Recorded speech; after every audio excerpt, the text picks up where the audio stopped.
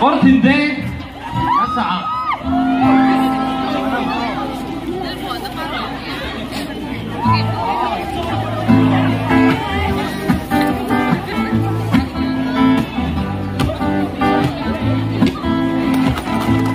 anh xuôi gió không quy cả phong nào anh tâm nghe lên các sai đoan mà sẽ cái gió lớn xa về con sông các khi liam sang mây anh liền xưa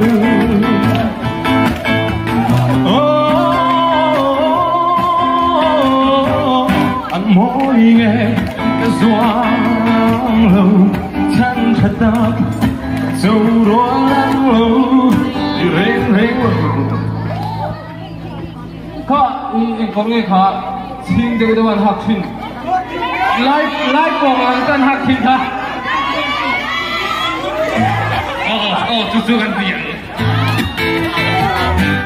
có thìn về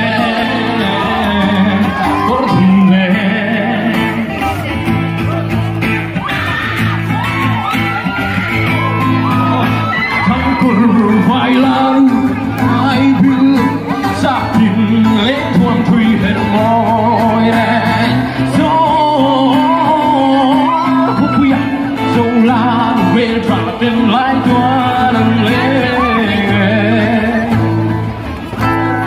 con thìn đen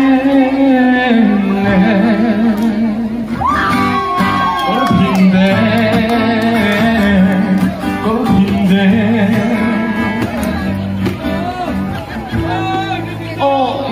잘해라 막한 부하면 내가 가는 소리. 원래 만나 좋아. 난 영업력 M. 아 부하 เป็นคุณผู้น่ะอารมณ์เสลตุระง่ายอ่ะ원래มีคุยกันจริงอ่ะ